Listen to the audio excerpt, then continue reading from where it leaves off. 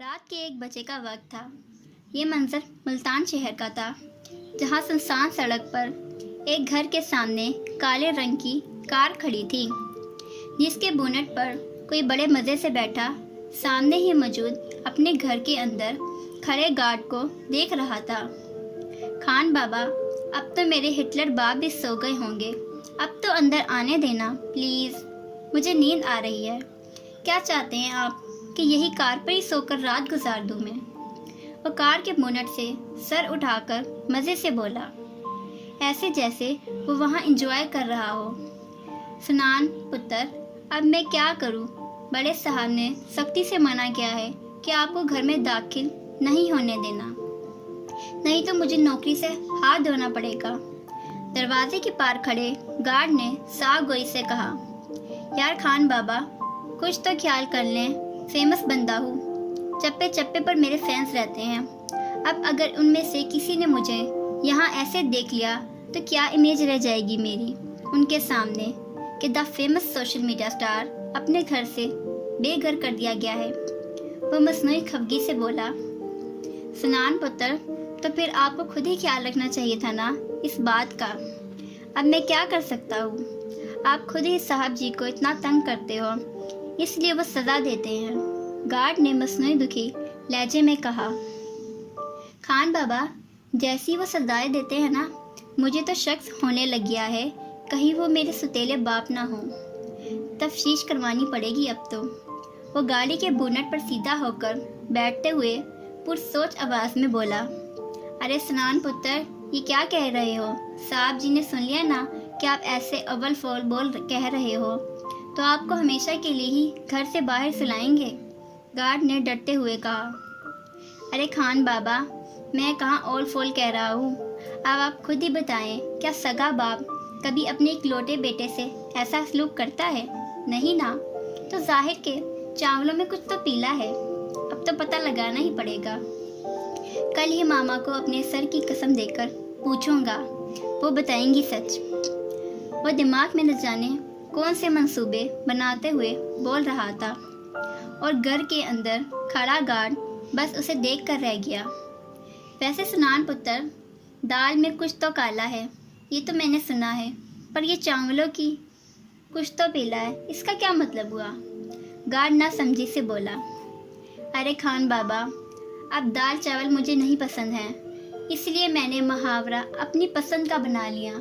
دیکھ لیں اب اللہ نے کتنی ایکسٹرا عقل سے نوازا ہے مجھے، وہ مزے سے کہتا واپس کار پر لیٹ گیا، اور خان بابا اسے دیکھ کر رہ گئے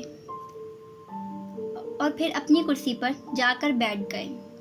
وہ سنان مرزا تھا، the great social media star, عمر 24 سال کے قریب۔ وہ انتہائی کم وقت میں سوشل میڈیا پر بہت زیادہ شہرت پانے والا انسان تھا۔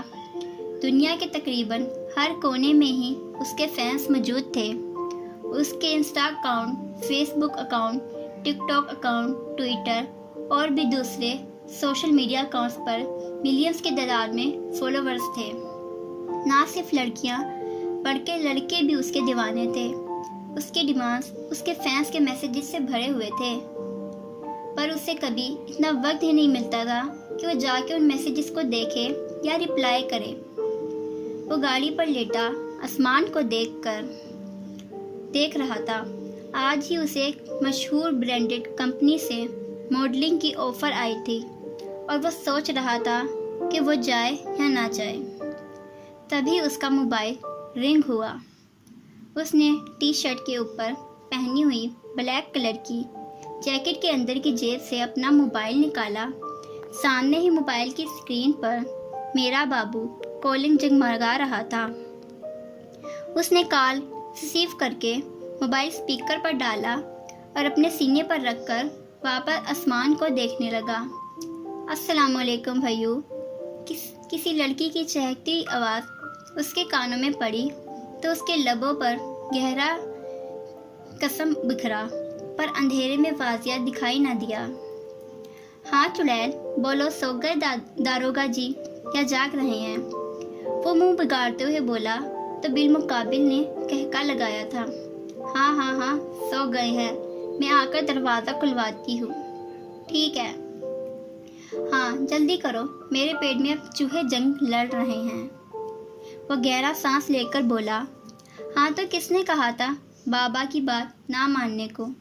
اگر ان کی بات مان لیتے تو اب ایسے گھر کے باہر نہ کھڑے ہوتے بلکہ اپنے کمرے میں آرام فرما رہے ہوتے۔ اس نے مصنوعی خفگی سے کہا تو سنان نے منہ بسورا، میری اماں نہ بنو، تم بس جلدی سے اندر بلواؤ مجھے، نہیں تو جو کھانے کی چیزیں منگوائی ہیں نا وہ بھول جاؤ، میں وہیں کھا لیتا ہوں۔ ارے نہیں برو، میں ابھی کھلواتی ہوں، دروازہ باہر تک آ گئی ہوں، بس 2 منٹ، اور خبردار جو میری چیزوں کو ہاتھ بھی لگایا تو۔ وہ وارننگ دیتی کال کٹ کر گئی۔ نہ بڑی آئی چڑیل۔ سنان بڑبڑاتے ہوئے سر جھٹکا اور پھر مسکرا کر کار سے جمپ لگائی کیونکہ سامنے ہی گھر کا دروازہ کھل چکا تھا۔ ویسے ماں باپ رات میں بچوں کو گھر سے باہر ہی نہیں جانے دیتے، اور واحد ایک میرا باپ ہے جو جب دیکھو مجھے گھر سے بے گھر کر دیتا ہے، وہ بھی رات کے وقت۔ سنان ٹی وی لاؤنج میں داخل ہوتے ہوئے اپنے سامنے چلتی لڑکی کی پشت کو دیکھ کر بولا تو وہ پلٹی۔ اس کے ہاتھ میں 3 بڑے بڑے شوپر تھے جو کھانے کی مختلف چیزوں سے بھرے پڑے تھے۔ جب بچے آپ جیسے ہوں گے نا تو ماں باپ یہی کریں گے، سمجھے؟ وہ شوپر ایک ہاتھ رکھ کر سنان کو گھور کر بولی تو سنان نے اسے دیکھا، تم تو رہنا ہی صدا کی میری دشمن چڑیل۔ سنان اسے گھور کر کہتا کچن کی جانب بڑھ گیا۔ چڑیل ہوگی تمہاری سوتیاں، وہ چڑھ کر بولی تو سنان نے پلٹ کر اسے دیکھا جو اسے اپنی بڑی بھوری آنکھوں سے گھور رہی تھی۔ سفید شلوار قمیض میں ملبوس، لال رنگ کا دوپٹہ گلے میں ڈالا ہوا تھا۔ تیکھے نین نقوش کی حامل وہ لڑکی اس کی چھوٹی بہن یالے نور تھی، جو عمر میں تو اس سے 5 سال چھوٹی ہی تھی، پر اس پر ہر حکم ایسے چلاتی تھی جیسے سنان سے 5 سال بڑی ہو۔ تم نہ میرا سر نہ کھاؤ اب، اور چل کے کھانا گرم کر کے دو مجھے، وہ محکم صادر کرتے ہوئے کچن میں پڑے ڈائننگ ٹیبل پر جا بیٹھا۔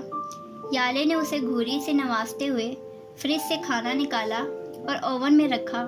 ہاں میں تو بھول ہی گئی، یالے پلٹتے ہوئے ایک دم چلا کر بولی، آہستہ بولو چڑیل، کہیں کی ہٹلر صاحب جاگ نہ جائیں۔ سنان نے اسے ٹوکا۔ او سوری، یالے فوراً زبردستی مسکرا کر بولی، ویسے بھول کیا گئی ہو جو ایسے چلا رہی تھی؟ سنان نے اسے دیکھتے ہوئے پوچھا تو وہ مسکرائی۔ دانت نکالنے کے نہیں بولا میں نے، سنان نے دانت پیسے۔ ہونا تمہیں پتہ ہے 2 دن بعد کون آ رہا ہے یہاں؟ یالے نے سنان کو دیکھ کر اور پھر پلٹ کر اوون سے کھانا نکالنے لگی۔ کون آ رہا ہے؟ ڈیڈ کے کوئی مہمان تو ہو نہیں سکتے کیونکہ ان کے آنے پر تم اتنا خوش نہیں ہوتی، سنان نے آئی برو چکا کر کہا۔ ہاں بالکل، وہ جو بھی ہے بہت خاص ہے، یالے نے چہک کر اور کھانا سنان کے سامنے رکھا۔ بتاؤ بھی ایسا کون ہے پھر وہ خاص؟ نہیں، 1 منٹ، کہیں وہ تمہاری مس نکریلی تو نہیں آ رہی؟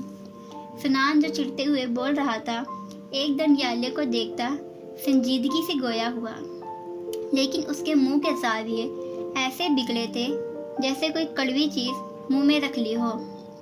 ویسے نام کیا تھا اس مس نکریلی کا؟ سنان نے چہرہ موڑ کر یالے کی پشت کو دیکھ کر سوال کیا تو وہ پلٹی۔ حد ہے، اپنی کزن کا نام تک نہیں جانتے ہو، لیکن ساری گرل فرینڈ کا ضرور پتہ ہے، یالے نے تعصب سے کہا۔ خیر سنایا نام ہے اس کا، آپ بھول مت جانا، یالے کہتی واپس پلٹ گئی، پر سنان سوچ میں گم ہو گیا۔ سو مس نکریلی عرف سنایا، دیکھتے ہیں اب آپ کون سا کارنامہ سر انجام دیتی ہیں۔